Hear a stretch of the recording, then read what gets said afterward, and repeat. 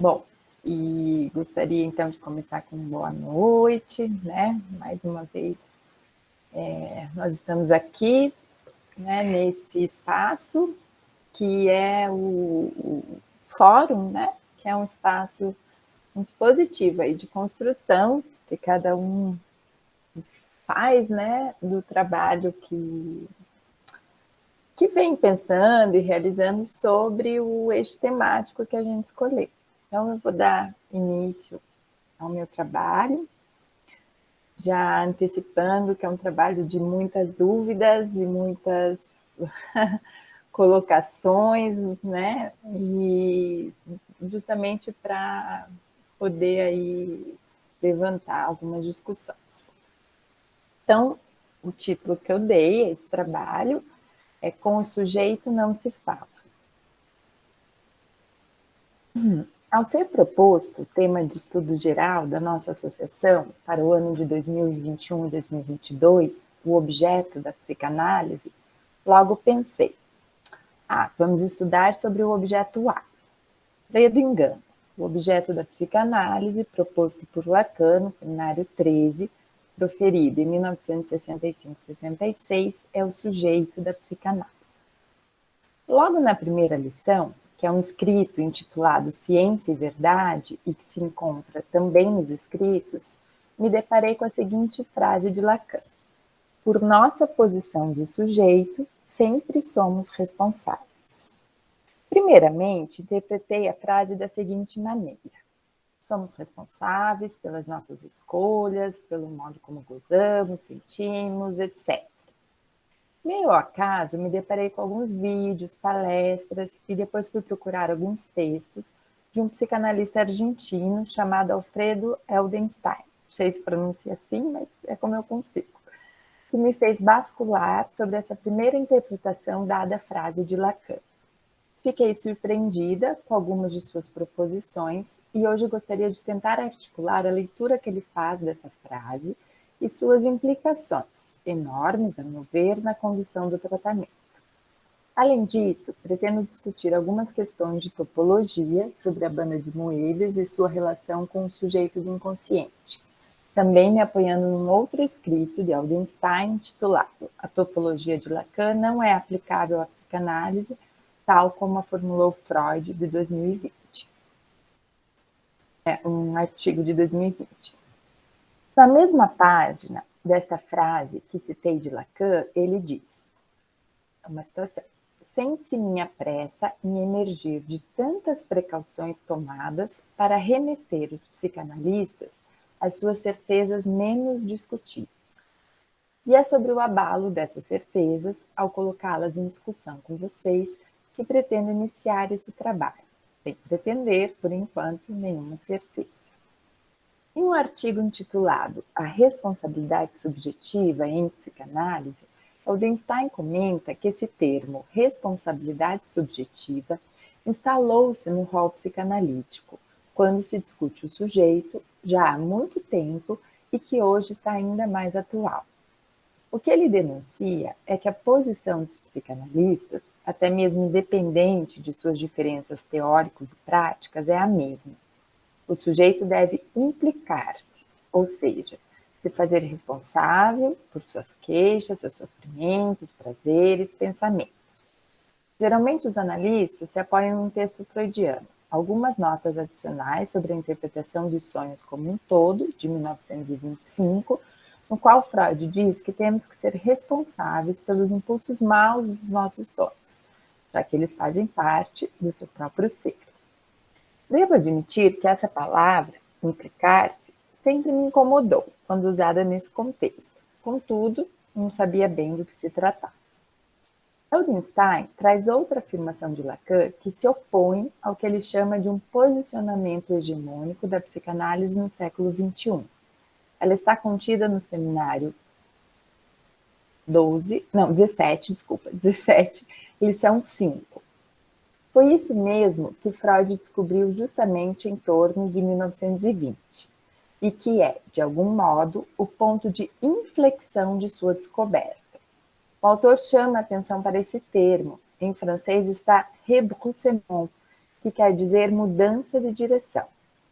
Sua descoberta foi ter soletrado, escandido o inconsciente e desafio a dizer que isso possa a ser outra coisa que não a observação de que há um saber perfeitamente articulado, pelo qual, falando propriamente, nenhum sujeito é responsável. Quando, de repente, um sujeito chega a encontrar, a tocar esse saber que não esperava, ele fica, pois bem, ele que fala, bastante desconcertado. Nesse artigo, Aldenstein, além de propor demonstrar os argumentos que o levam a rejeitar essa expressão responsabilidade subjetiva, não para propor uma irresponsabilidade subjetiva ou para propor a culpa do outro, pretende argumentar quais são as consequências teóricas e clínicas dessa posição. O meu caminho será percorrer esse artigo para levantar as questões sobre o sujeito em psicanálise. Aldenstein afirma que esse termo, responsabilidade subjetiva, não se encontra na pena de Lacan nem de Freud, mas que se origina da teoria do direito como fundamento da responsabilidade penal praticada nos países democráticos. Há duas responsabilidades, a objetiva e a subjetiva. A primeira corresponde a um fato que não tem como causa um indivíduo. Já a subjetiva indica que há um indivíduo como causa do fato, mesmo sem intenção. Ambas as responsabilidades devem reparar o dano causado. Fornece um exemplo. Se um funcionário sofre danos causados pelo trabalho, será responsabilidade objetiva se o dano deriva da natureza do trabalho e subjetiva se for culpa da conduta do empregador por omissão, negligência ou descuido das medidas de segurança.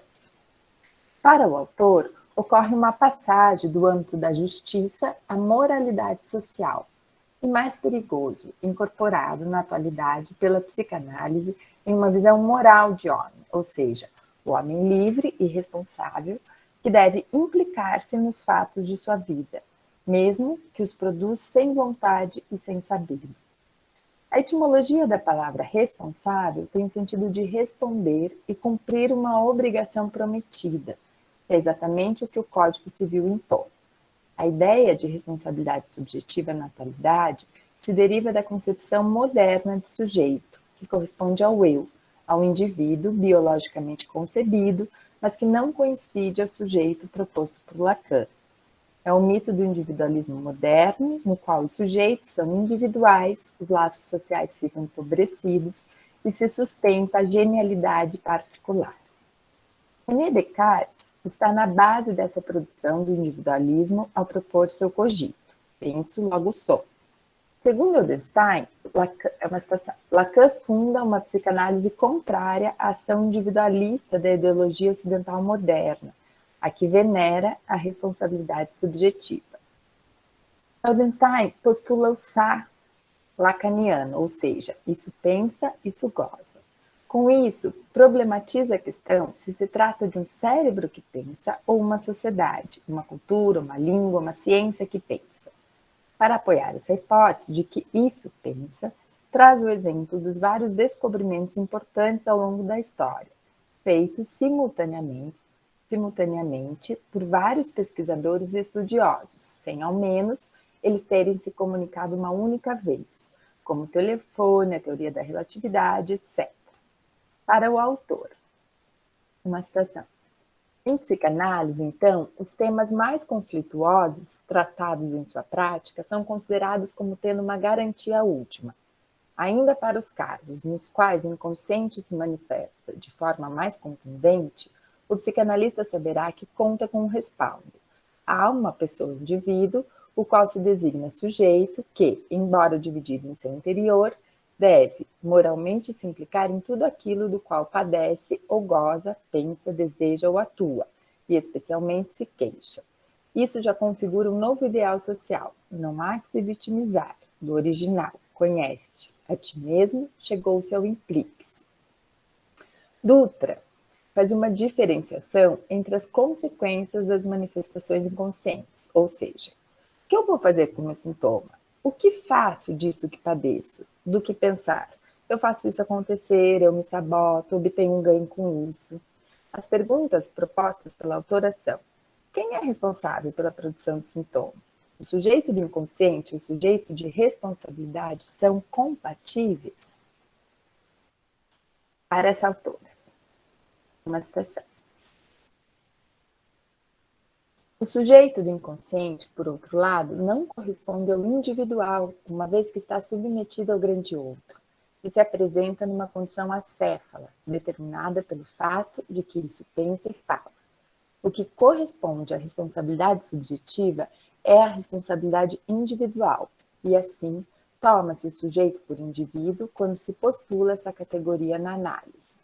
Vê-se que a noção de responsabilidade aplicada à clínica depende da concepção de sujeito que se adota.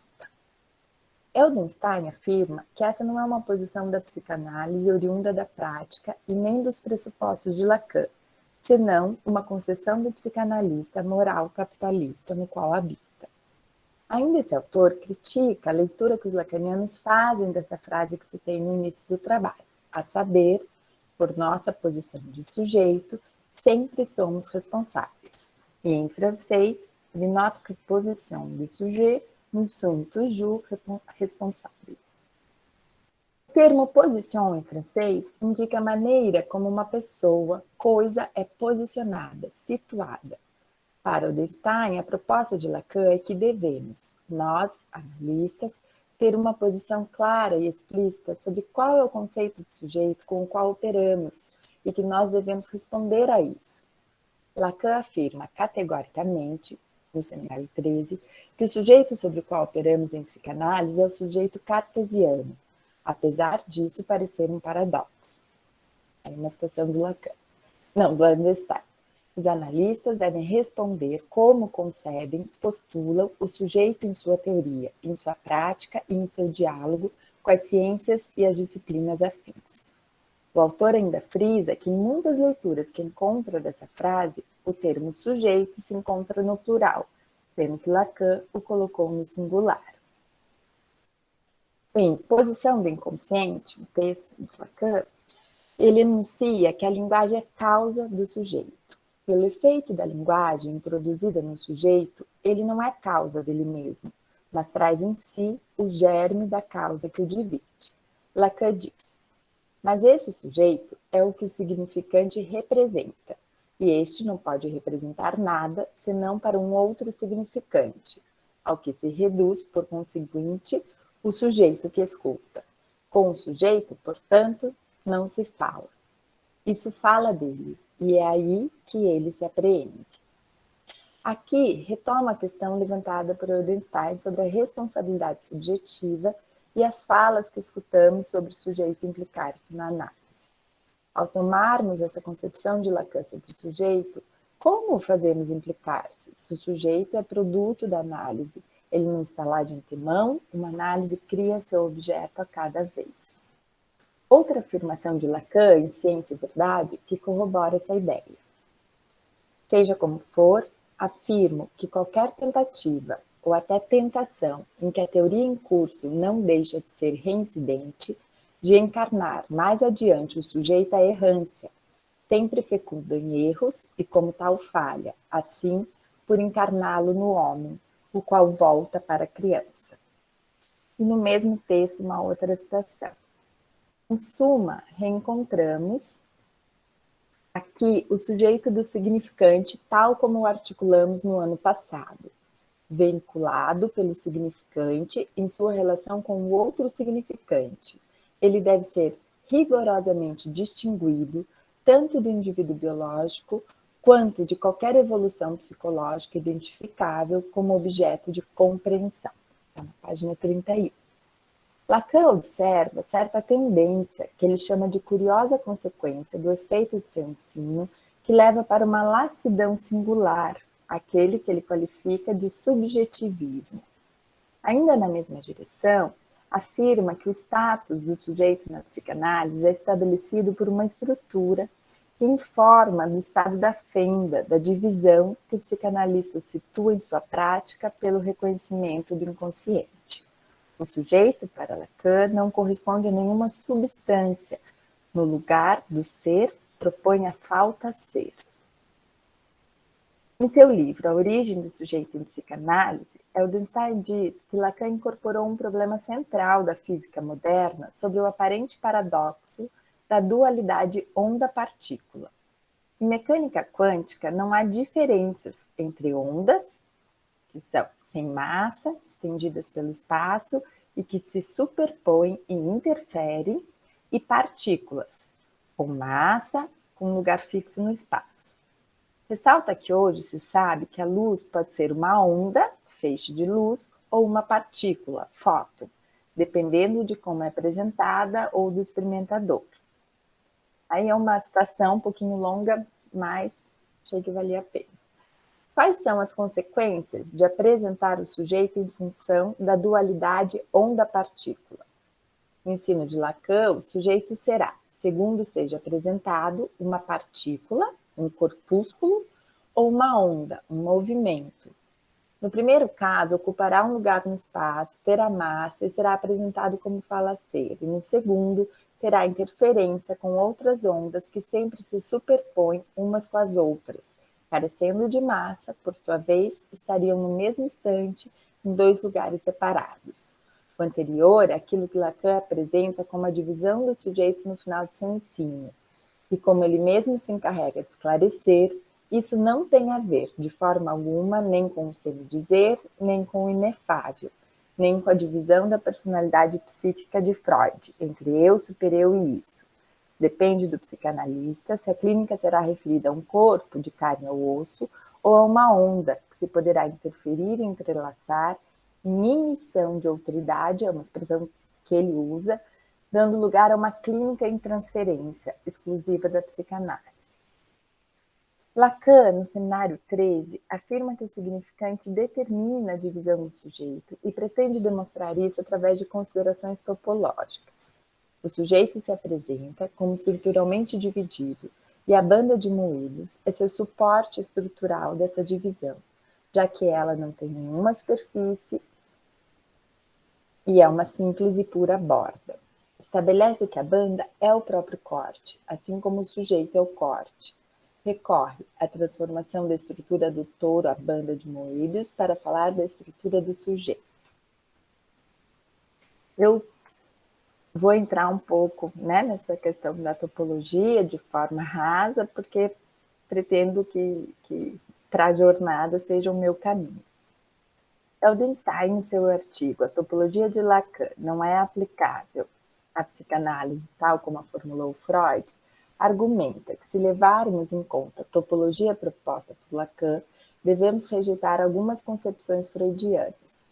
Argumenta que o paradigma freudiano pressupõe que habitamos um corpo anatômico e estamos rodeados pelo mundo que nos circunda, proposta, a seu ver, contraditória ao paradigma lacaniano. Afirma que as figuras topológicas propostas por Lacan, como o touro, a banda, a garrafa de Klein, o cross-cap, implicam a mesma direção da psicanálise, anti-ontológica, anti-biologicista, anti-individualista e anti-nihilista. Indica que a figura do touro, proposta por Lacan, tem uma grande divergência com o saco fofo freudiano para localizar o eu.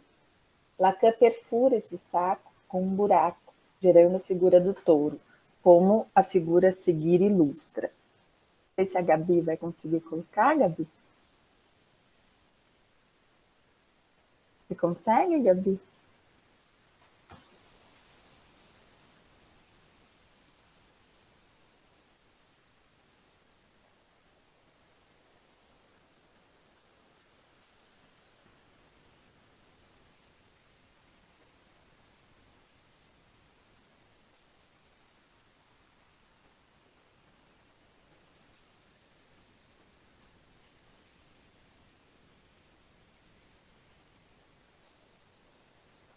Não é essa, Gabi.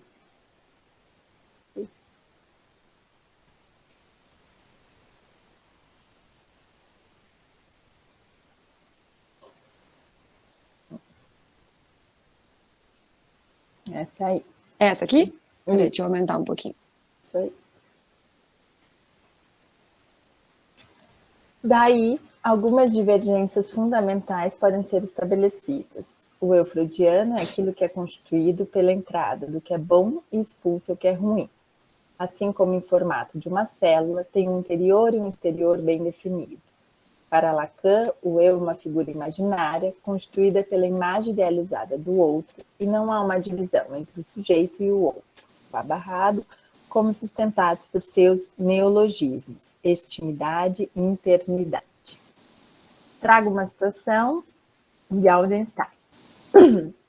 Desse modo, para Freud, o que fecha o buraco do significante faz centro, substância e consistência ao eu. Se isso é admitido, não é possível aceitar os conceitos de Lacan. O inconsciente é o discurso do outro, o desejo do homem é o desejo do outro, o gozo do outro fora do corpo, a angústia é a sensação do desejo do outro, o sintoma é o significado do outro. Se aceita-se a teoria de Freud de um centro esférico do meu ser interno a mim mesmo, que sou eu, então produz-se uma cascata de consequências invertidas, entre elas a responsabilidade subjetiva, a direção da cura como tomada de consciência, a possibilidade de introspecção. A escolha forçada é o touro e a cadeia borromiana de Lacan ou o aparelho psíquico de Freud.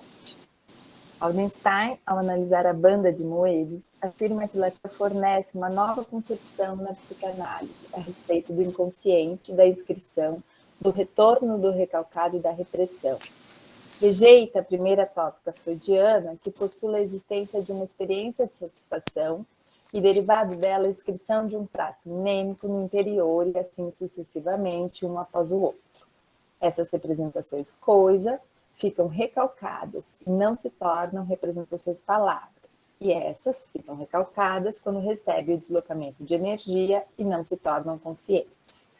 Freud utiliza o bloco mágico para ilustrar essas operações, porque o autor lembra que Lacan o denominou de bloco místico.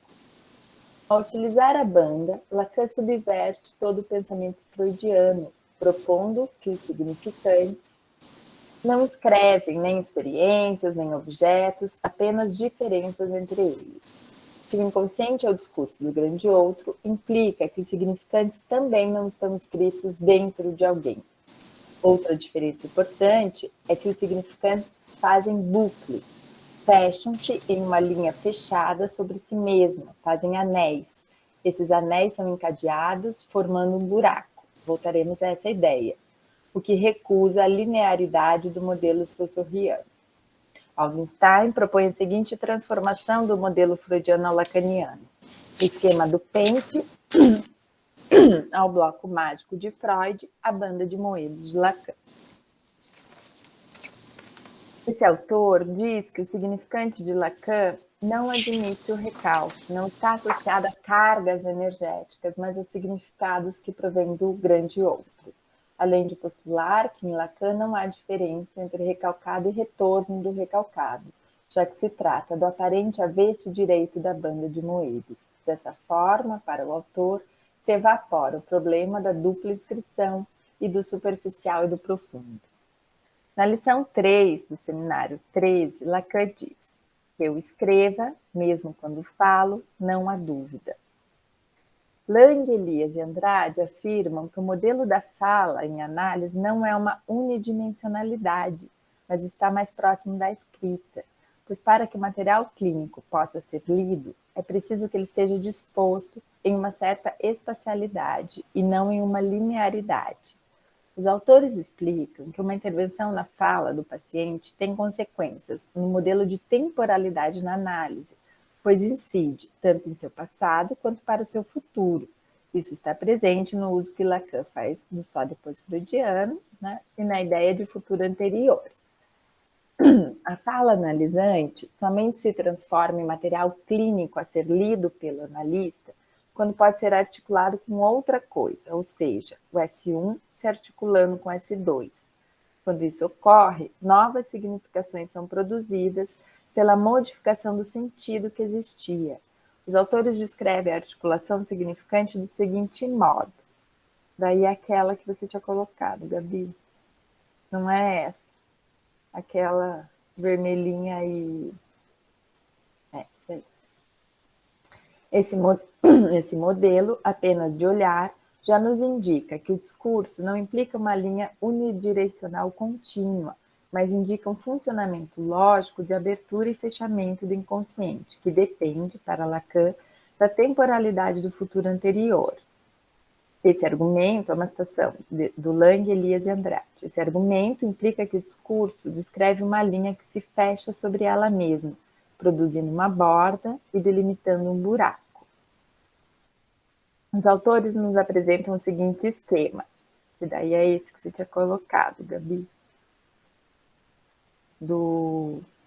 das letrinhas, não, esse não, das letrinhas, A, B, C. Esse formato é chamado em francês de bouclé, que se refere ao formato de laço, cacho de cabelo ou cinto afivelado, o que foi traduzido como fechar em português, tradução que evapora o próprio movimento lógico do inconsciente. Trata-se de uma linha que se fecha sobre ela mesma. Esse movimento não é produzido pela fala espontânea, depende da leitura do analista, implicado na escritura do inconsciente. Segundo os autores, trazendo essas noções para pensarmos o conceito de inconsciente, somos impedidos de concebê-lo como algo interior ou profundo. Sua geometria estaria mais próxima de uma superfície constituída pela combinatória de letras, que se fecha na forma de um cacho de cabelo, bucle. Para que essa linha se feche, produzindo uma borda no movimento realizado, um de seus elementos deve necessariamente se repetir. Na figura mostrada aí, no caso é o B. Esse formato, visto na figura, produz uma béance, iância, fenda ou buraco, que permite novas articulações na fala, nesse lugar do grande outro simbólico, criando assuntos, que em francês também é sujet, que não se esperavam. Augenstein explica que no bucle significante, o S1, que parece ser o primeiro, apenas existe pelo S2, que passa a ser o antecedente de S1. Avança com a estrutura do cross-cap, frisando que Lacan, ao propor o ato como corte significante, fazendo um duplo bucle na superfície, revela sua própria estrutura, o que distancia da interpretação tida como tornar consciente o que não era, mas como operação de uma recomposição das relações dos elementos significantes. Finalizo por aqui, embora gostaria ainda de discutir outros pontos e ampliar esses que eu trouxe, que fizeram profunda interrogação em meu ensino, como a questão do traçunário. Lacan o propõe como um buraco no seminário 13, mas deixarei para um outro trabalho. Considero que foi importante meu encontro com esse autor, pelo fato de ter me despertado para muitas questões que me pareciam consolidadas. Ainda não sei os efeitos disso, nem para onde a balança vai pender, mas suscitou em mim uma nova abertura para a seguinte questão: qual é o sujeito que eu opero em minha clínica? Obrigada. Acho que eu passo a palavra à Gabi, que vai me ajudar hoje a debater comigo. Boa noite, pessoal. Primeiro, adorei, não tinha visto ainda a revista. Obrigada a todas as meninas aí que se empenharam tanto. Parece que ficou linda. Quero ler todos esses artigos. Bom, eu vou ler aqui um pouquinho o que eu escrevi para me organizar melhor. Eu trouxe alguns comentários, né? Porque eu acho que a minha função aqui hoje, né, de debatedora, é para levantar questões e abrir para um debate aqui das questões do trabalho da Marina. Primeiro, obrigada, Marina, pelo seu texto. Eu já estou com ele há uma semana e a sua intenção de abrir, levantar, né, dessa abertura para a discussão e um olhar para esses conceitos de posições, né, diferentes, foi atendida, pelo menos para mim, muito. Eu acredito que deve ter causado nos que estamos escutando também. Uma semana antes de recebê-lo, né, em nosso grupo de cartel, você comentou sobre esse autor, sobre algumas de suas ideias. Fiquei curiosa, não conhecia, né, até então. Eu só o conheço também a partir da nossa conversa desse texto, né, um pouco que a gente já conversou. Minha função, então, de debatedora, aqui nesse último fórum do ano, é para favorecer uma discussão. Quando eu li a frase, por nossa posição de sujeito, sempre somos responsáveis, me veio uma outra frase de Lacan que eu escutei através do Aurélio em uma live no ano passado, que é essa: o sujeito é responsável por inventar o saber inconsciente que o determina. E na minha leitura, né, do seu texto e do autor que você trabalha, principalmente o Alfredo, em cima desse conceito de sujeito, da palavra responsável, implicação, numa via que contempla, né, eu entendo assim, mais o indivíduo, o pensamento, o eu, decisão. Também me lembrei que uma vez eu postei no Instagram uma tirinha, um desenho ali, onde tem duas pessoas, né, duas pessoas em um barco, e um dizia para o outro: para onde essas águas vão nos levar? E aí o outro responde: por que não pega os remos e decide? E na legenda eu coloquei essa frase, né, essa citação aqui: por nossa posição de sujeito, sempre somos responsáveis. E eu lembro, não sei se você lembra, Fer, que a Fer comentou ali embaixo, né? Remar ou nos deixar levar? Eis a questão. Eu só curti na época, porque eu lembro que isso me intrigou, mas eu nem conversei com ela, não sei se você lembra, Fer. Mas será que era mais ou menos disso que você estava falando? Não, o sujeito evanescente, que aparece e desaparece, que é o que representa, o significante que representa para o outro significante, entre significantes, não é o ser, o eu, o indivíduo biológico. E pensando no inconsciente, né, que abre e fecha, evanescente, né, sem ânsia, né, e não mais aquela ideia de profundeza, do obscuro. Será que daria para situar o sujeito, o inconsciente, não sei, no mesmo lugar? Pensei isso.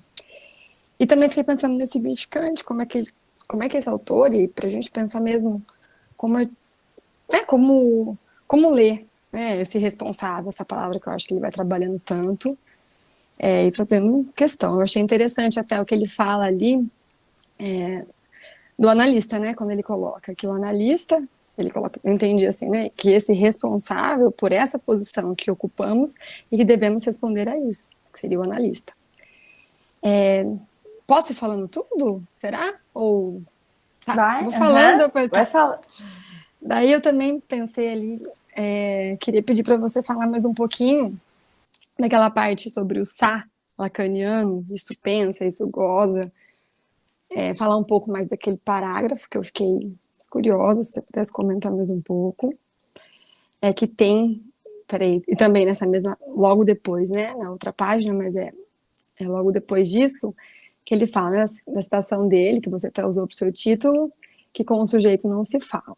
Tem a ver com isso, né, por não se tratar do indivíduo, do pensamento, e que isso fala dele, né, se trata do inconsciente, isso goza, isso fala. Queria que você falasse um pouquinho disso. Daí, deixa eu ver. Até coloquei mais um pouco ali do Freud, mas essa eu vou pôr se sobrar um tempinho depois. Eu achei interessante também essa ideia, eu nunca tinha escutado, de que os significantes, esse termo também, né, que os significantes fazem bucle. Tirei essas frases ali do seu texto. O que recusa a linearidade do modelo sassoriano. E ele fala, né, esse bucle como uma linha que se fecha sobre ela mesma, movimento que é produzido pela fala espontânea, depende da leitura do analista, implicado na escritura do inconsciente. E que esse formato, visto na figura, produz uma fenda, uma iância, um buraco, que é aquela figura, né, que você falou da repetição do B, criando assuntos, sujeitos que não se esperavam. Então dá para pensar, né, sujeito inconsciente como produto, né, produzidos, inventados na experiência de análise. E para finalizar, eu queria, vamos ver se sobrar um tempinho, eu sei que você colocou que não ia colocar nesse texto, mas fiquei curiosa se você conseguisse falar um pouco aí do que você leu e pensou, e pensou aí em relação a isso, essas inscrições do traço unário, dos traços, isso que, pelo pouco que a gente conversou, parece que é uma maneira muito diferente de colocar. Eu acho que é isso, por enquanto. Obrigada, Gabi. A gente já tinha conversado um pouquinho, né? Então, primeiro eu quero frisar assim que não sei, foi um autor né, o texto não vem aqui para concordar ou discordar, apesar de que eu concordo com essa leitura que ele faz dessa frase, que eu acho que tem a ver com a nossa posição, né? Como que nós concebemos um sujeito na análise, né? Nós somos responsáveis por isso, eu concordo com essa leitura que ele faz. E quando eu parto aí para essa parte de topologia, né? Comentando um texto dele, que tem na internet, é fácil de achar, na verdade, é para colocar em discussão mesmo e para levantar questões, porque eu achei bem diferente essa leitura que ele faz, né, do que a gente vem escutando, que a gente sempre escutou, estudou, né, por exemplo, a questão do traço unário, né, essa ideia de que se inscreve um traço na separação, né, e que esses traços vão se inscrevendo, ele tem uma posição bem diferente.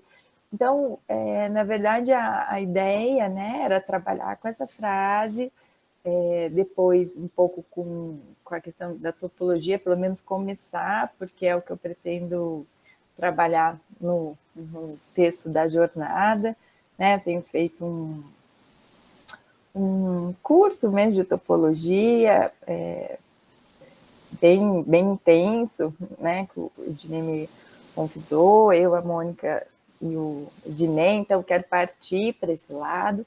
Então, eu acho que ele tem um trabalho com a topologia também, tem um livro, né, dos grafos. Eu acho que são possibilidades de abertura, né, de abertura mesmo, de ver como é que a gente pode ler determinadas coisas, porque às vezes eu acho que foi a segunda frase que eu citei do Lacan, dessas certezas muito consolidadas, né? Eu acho que eu tenho me permitido, pelo menos, ler outras coisas e pensar, né, de uma forma diferente. Ou interrogar, não é nem pensar de uma forma diferente, mas é interrogar aquilo que, para mim, de alguma maneira, estava consolidado. Então, eu não respondi nada do que você perguntou, mas agora... Mas era isso.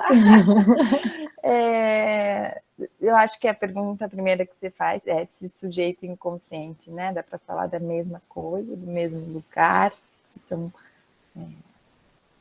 se é a mesma coisa, né? Eu acho que essa é a pergunta que você faz, e é a pergunta que a gente acabou discutindo.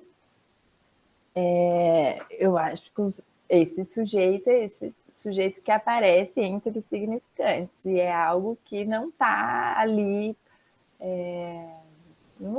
de antemão, né? É justamente a leitura do analista que pode aí produzir, né, de alguma maneira. Então, eu entendo que sim, que tem uma aproximação, que se aproxima, né? E eu acho que tem a ver também com a questão da banda de Moedas, né? Como localizar isso, né? Na banda, o sujeito, o inconsciente, os significantes, porque a banda fala disso, né? Bom, mas eu acho que eu preciso avançar ainda nessa direção da topologia. Quando você fala do Sa lacaniano, eu acho que é o isso freudiano, não é o freudiano, desculpa, é o isso pensa, isso goza, quer dizer, o sujeito é o indivíduo. Ó, a gente confunde, né? Como é o tempo todo uma confusão mesmo, como a gente cai nisso. Eu acho que o Sa lacaniano diz dessa produção que se dá sem uma decisão, sem uma consciência, sem uma vertente disso que é consciente mesmo, é algo que se produz, por isso eu acho, na regra da associação, de se deixar levar aí no remo que você citou no mar aí, né? Se a gente não se deixa levar por esse encadeamento, eu acho significante aí, isso não se produz mesmo, né? E não sei o que mais você perguntou, Gabi. Eu acho que me despertou muitas coisas, assim, essa diferença, né? Que sujeito é esse? essa questão também um pouco superegóica que eu acho que tem nesse implicar-se, nesse responsabilizar-se, que às vezes eu acho que isso acontece na clínica, né? Se a gente não tem muito claro, né, que sujeito é esse. Então, o meu trabalho vem nesse sentido de poder responder essa pergunta que eu finalizo, né? Qual é o sujeito que eu entendo, que é o sujeito que o Lacan propõe, né? Que sujeito é esse? Né? Então, quero avançar isso a partir de agora pela topologia, né? Já ficando muito claro para mim que não se trata desse de carne e osso aí, né? E uma vez eu vi a Michelle Roman, acho, numa exposição que ela tem sobre o grafo do desejo, e eu comentei isso com você, ela diz, né, o sujeito não vem para análise, que inclusive eu tinha pensado em colocar isso de título, né, do trabalho, porque quem vem para análise é o eu, né, de alguma maneira. Só que aí eu achei essa outra frase do Lacan que diz, né, com o sujeito não se fala, né, porque se o sujeito é produzido, né, se o sujeito aparece, desaparece, é evanescente, é produzido ali a partir da relação entre os significantes, né, não tem como falar com ele, né, isso que eu fiquei pensando. Não sei se eu te respondi, Gabi, ou se eu só dei uma enrolada, mas acho que é isso que eu consigo até agora. Sim, você passou ali, porque eu também levantei, né? Foi uma questão específica. Uhum.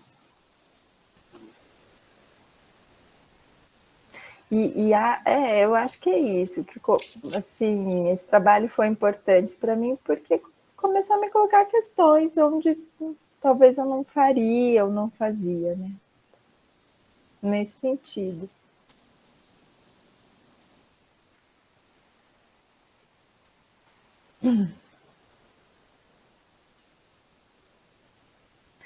Caú, quer ver se alguém abrir para o pessoal? Vamos abrir, né? Bom, eu posso começar. Queria só... Bom, enfim, como que ficou para você, então, uma leitura dessa frase? Para mim, ficou que nós, analistas, somos responsáveis por saber que sujeito é esse. Para mim, ficou dessa forma. Responsabilidade do analista. Eu entendi dessa maneira. Tá. Gente, quem quiser perguntar, fazer comentários, né? Participar de qualquer forma, pode mandar pergunta pelo chat ou por aqui mesmo, tá?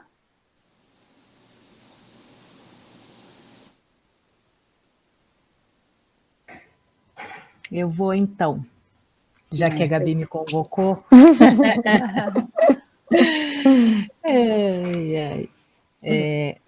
Em princípio, obrigada pela apresentação, Marina, muito bacana seu trabalho. Acho que muitas articulações importantes a se aprofundar mesmo, achei bem convocativo aí. Né? Muito interessante mesmo. E acho que essa articulação com a topologia também é algo, pelo menos para mim, né, que acaba despertando... Não é, eu ia falar curiosidade, mas não é da ordem da curiosidade, é mesmo, acho que até pela dificuldade, né, de fazer essa articulação, acho que é algo muito importante para se caminhar, e como você falou, né, de poder pensar diferente e se interrogar, e eu acho que a topologia nos favorece esse caminho aí, né, então, obrigada, e eu fiquei lá, achei interessante agora, quando você falou da questão superegóica, porque ali na primeira frase, né, quando você falou da responsabilidade subjetiva, e o sujeito deve implicar-se, né? Eu disse que você ficou implicada com essa palavra implicar-se, e eu fiquei implicada com o deve, né? Porque acho que exatamente essa questão do deve já vai contra a proposta do que é uma psicanálise, né? A gente, esse imperativo, aliás, esse e qualquer outro imperativo é algo que vai na contramão do que se pretende enquanto produção, né, numa análise. E, então eu fiquei com isso e achei bem interessante que aí no final você traz isso agora, né, quando você estava comentando, e foi algo que tinha me passado também. E essa questão, né, se você não tivesse falado, eu não lembrava, Gabi, da tirinha, mas quando você falou, eu me lembrei, sim, e foi bem nesse sentido de, quando eu li, eu lembrei dos seminários Não Tolos Vagueiam, né, e certa vez a Sandra Pereira fez um comentário que eu achei bem interessante. Primeiro, a questão da discussão, né, sobre, acho que ela estava falando disso com a gente, sobre a tradução, né, do título, e a capa, né, que eles utilizaram mostra aí, né, aquela onda, né, então que a ideia é mesmo da onda que vai e que volta e que deixa marcas, e desse movimento, né, então pensar nesse movimento. E quando eu vi a tirinha e o seu comentário, me veio isso, essa questão aí, e talvez, né, nesse sentido de se deixar levar, né, ser tomado por isso, por esse movimento.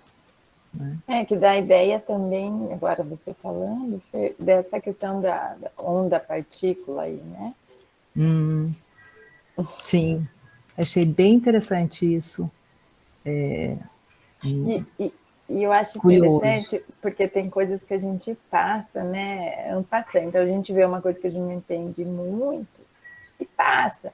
E aí eu fui olhar lá em Lacan e realmente ele está falando disso, né?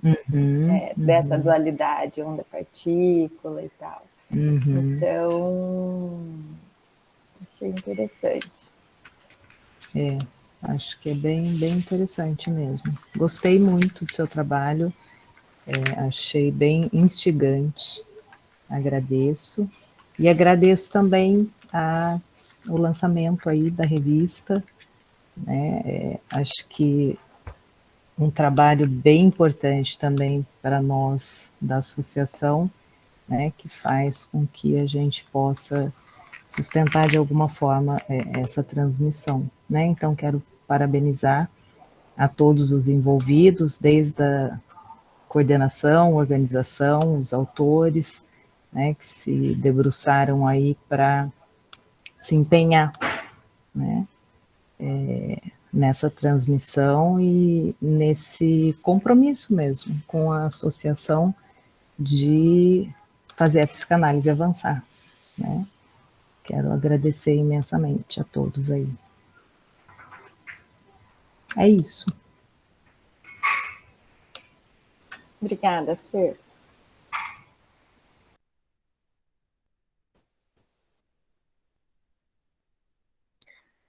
E aí, pessoal, quem vai tomar a palavra?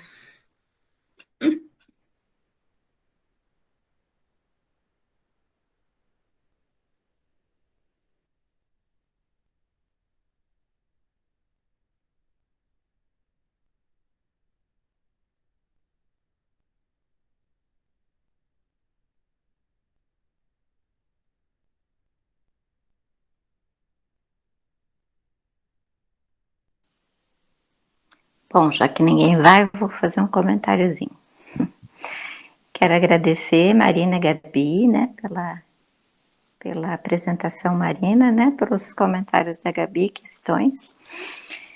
Eu não sei se vocês lembram, mas quando a gente leu essa parte lá no seminário 13, eu fiz um comentáriozinho, né, exatamente que essa não sei se quem estava, né? Nem lembro se a Marina estava nessa reunião, Eu mas eu lembro, fiz. Zê.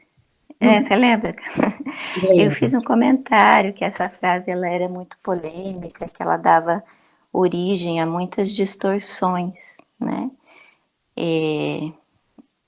Que eu acho que já foram lidas por muitas pessoas essas distorções, assim como pelo Edelstein, né? Mas não entendo que seja uma leitura particular dele, sabe, Marina? Isso que eu queria observar, né? Eu acho que muitas pessoas compartilham, né, dessa ideia, embora muitas outras fazem essa distorção, né? Que essa frase polemiza realmente, né?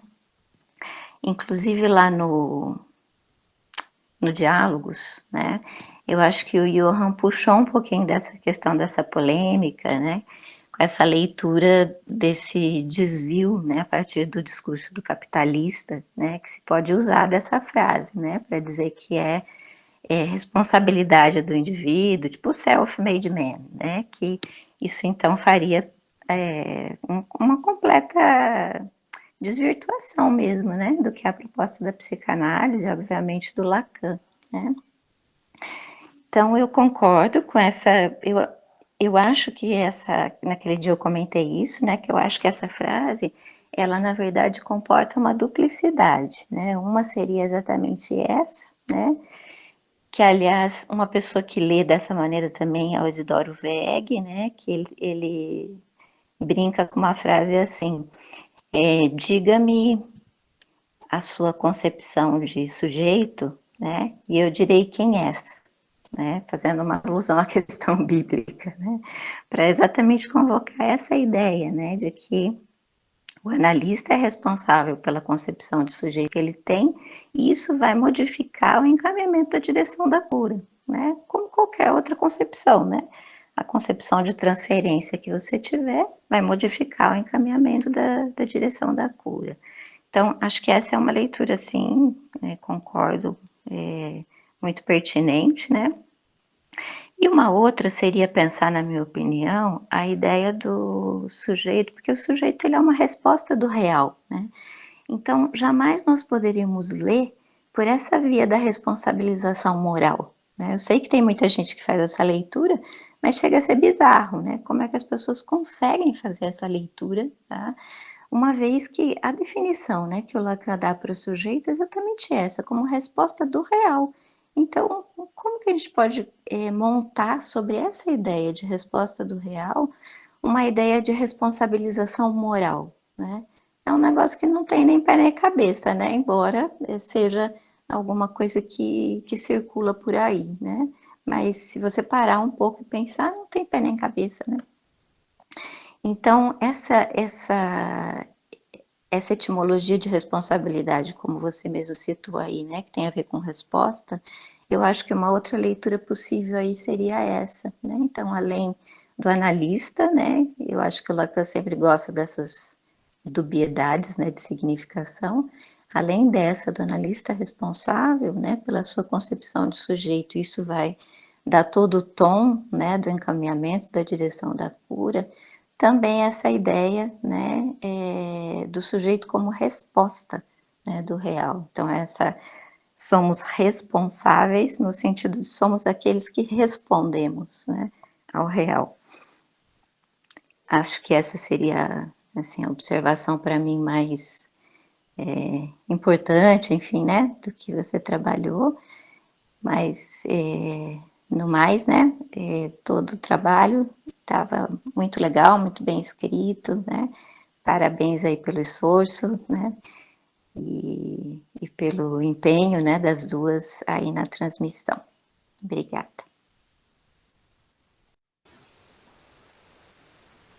Oi, Zeila. Obrigada. Então, eu não lembrava, porque eu acho que eu comentei com a Caú mesmo sobre que eu queria falar um pouco dessa frase, e não sei se foi ela ou a Gabi, me falaram, a Zeila comentou.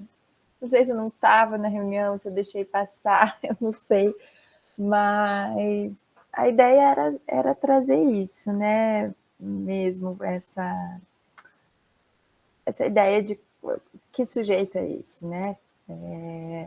E eu imaginei, lógico, né, que haveriam outros autores que trabalham essa frase, que trabalham essa questão, né, mas acabei me apoiando nesse autor, porque também eu acho que ele traz outras questões que me fizeram, eu sei, me interrogar em vários pontos, assim. Eu ainda não sei sobre essas outras questões. Eu tenho que realmente me dedicar mais. E eu achei muito legal essa contribuição, né, dessa resposta, dessa responsabilidade como resposta do real. É outro ponto que eu vou me atentar. Obrigada, Zeila. Até isso que a Gabi lembrou, né, uma frasezinha do Aurélio aí, agora eu não sei qual foi que a Gabi lembrou, mas o Aurélio sempre fala essa questão, né, o sujeito ele não pensa, o sujeito não fala, ele é pensado, ele é falado, né, então eu acho que essas leituras, né, embora você tenha dito que é muito diferente para você, talvez alguma coisa tenha te tocado aí, mas Não é nisso, não é nisso que é diferente, é em outras coisas. Né? Tá. Porque eu acho que, enfim, né, essas pessoas que a gente tem acompanhado, Aurélio, Clara, né, enfim, esse pessoal aí, compartilham dessas ideias, né, enfim, e também não trazem essa questão da identificação, né, do traçonário por essa via, né, sim, o traço é esse, inclusive o novo livro da Clara é todo montado em cima dessa questão, né, a partir daquele clínica da identificação que ela faz, né. Ela agora escreveu sobre o rastro do real, né? E o quanto ela vai trabalhando a partir dessa questão do traçonário, né? Não como marca, mas exatamente esse que é apagado, né? É exatamente esse o caminho. Então, tá incrível assim, esse livro dela. E ele tem umas coisas... eu não sei, são umas afirmações que eu nem trouxe, assim, e umas discussões dele, porque eu acho que são realmente bem diferentes e talvez eu não saberia nem, nem abordar num primeiro momento. Mas isso mesmo de não... por exemplo, ele diz, né, da língua não ter sido criada por nenhum homem, que as línguas se criam... Algumas coisas assim que eu falo, como? Que me fizeram questão mesmo, que eu acho que eu tenho que trabalhar. Bom. Mas isso do salacaniano é isso, né? Isso a gente, de alguma maneira, já sabia, né? Que o sujeito não pensa, não fala. E também outra coisa, a grande contribuição, eu acho a grande sacada da questão da topologia, que até comentei isso no último fórum, quem foi mesmo que apresentou? A Mônica Leite, né? A Mônica. Que ela estava também trazendo essa questão da topologia, né? A linguagem, ela é topológica, porque a linguagem, ela não é desse espaço plano mesmo, linear euclidiano, né? A linguagem, ela faz dobras, né? Então... é isso, né? Por isso que o Lacan diz nesse 13 mesmo, né, que a gente está lendo, que não se trata de saber topologia, né? Você já faz topologia mesmo que você não saiba dela, mesmo que você não conheça os objetos, não que isso seja desprezível, claro, né? Mas que não é isso, né? Que não se trata de saber isso para aplicar. Era essa discussão, acho, com a Mônica Leite, né, no fórum, tá? Não é uma aplicação, né? Porque a própria linguagem tem essa estrutura de dobra, né? Essa estrutura topológica dos pontos de vizinhança, né? E não uma estrutura plana, né, e linear, como propôs Saussure, né, no início. Acho que essa é a diferença aí que ele deve fazer, né? Isso mesmo. É isso, mas obrigada. Obrigada, Zé.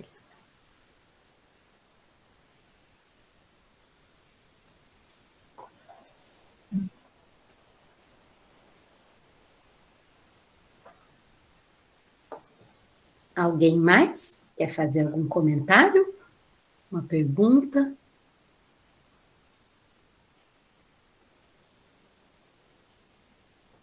Tem nada no chat? Não.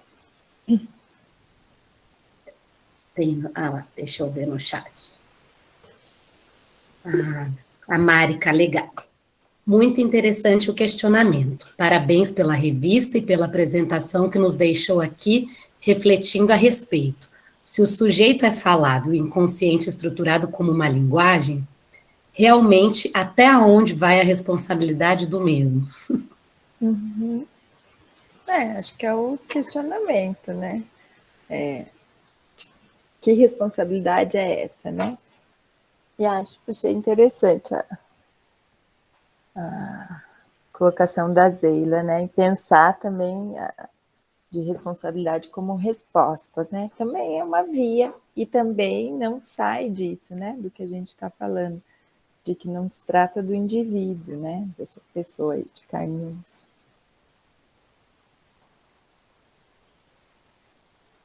Eu me lembro agora também que teve alguma coisa, quando ainda a gente fazia coisas presenciais na associação, que perguntaram, né? Acho que foi alguma coisa da Zeila também. E aí perguntaram, mas a gente não deve falar, né? Mas por que você faz assim? Por que você faz assado? Qual que é a sua responsabilidade nisso, né? Eu me lembro que a Zeila falou que, não sei, Zeila, então, ficou para mim, se eu estiver errado, você me corrija. Que isso só aumenta, né, essa questão superegóica aí de alguma maneira, né, e que não seria a direção aí, né, de chamar a responsabilidade ou indivíduo para, né, que tem uma diferença aí, né, não é isso. Eu me lembrei, quando eu estive fazendo esse trabalho, eu me lembrei disso também. Essa é uma questão que sempre aparece, né? Porque essa ideia, né, acho que até extrapola da responsabilização moral, né? Ou esse termo aí, responsabilidade subjetiva, e vai para a culpabilização mesmo, né? Eu acho que chega a pegar esse tom, né? Sempre, eu não me lembro desse dia aí não, mas sempre aparece essa questão, não é difícil de aparecer, né? Que é um tipo assim, né? Que é aquela linha dura, né? Vamos dizer assim, de algumas propostas. Isso, né? Que tem que levar porrada, né? Para ser chamado, para acordar, para ser chamado à responsabilidade, né? Então é uma ideia que eu sempre, quando estou tocando nesses temas, eu sempre combato, porque eu acho bizarro, né? Isso sempre achei, né? Nunca em nenhum momento assim da minha formação eu pensei que pudesse ser isso, sabe? Acho que se eu tivesse achado que seria isso, eu nem teria trabalhado com psicanálise, porque acho muito absurda essa ideia. Isso que eu digo, eu não sei como, né? Algumas pessoas conseguiram ler isso em Lacan, tá? A partir, e é muita gente, né? Tem muita gente, não sei como consegue, né? Eu acho que tem que, sei lá, fazer um desvio muito grande para conseguir botar esse tipo de ideia, né, na proposta lacaniana. Mas que a gente escuta muito. Mas é complicado para mim de pensar de onde que essas pessoas tiraram isso, né?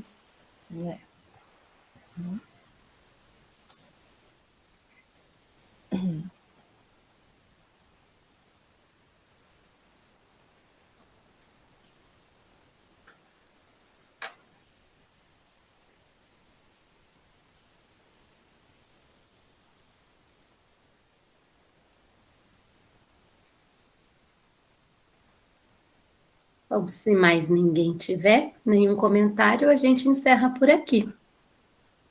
Alguém quer falar mais alguma coisa?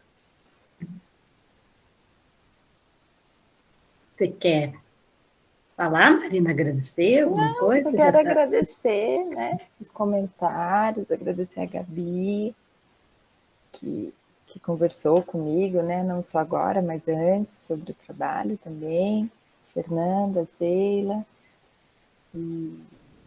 e só ressaltar, né, a importância que tem esse espaço, né, e essa associação para mim. Obrigada. E até o próximo. Tem próximo, Caú? Tem dezembro? Obrigada. Dezembro não, janeiro? Como é que funciona? Então, né, de atividade aberta, nós encerramos hoje, foi a última. Aí o próximo fórum é em fevereiro, na última segunda-feira de fevereiro, que vai ser o meu, que ainda não tem título. Tá bem? E então, continuem nos acompanhando nas redes. A gente está com um canal no YouTube, tem a revista, tem o Instagram, tem o Facebook. E muita coisa, né? Está uma garota propaganda. Tá ótimo. Ai, ai. E é isso. Obrigada pela presença de todos. Obrigada, Má, parabéns pelo seu trabalho. Obrigada, Gabi. Obrigada, Marina. Obrigada, pessoal. Tchau, obrigada. Obrigada, Beijo, boa gente. noite. Boa noite. Tchau, tchau. Tchau. Boa noite.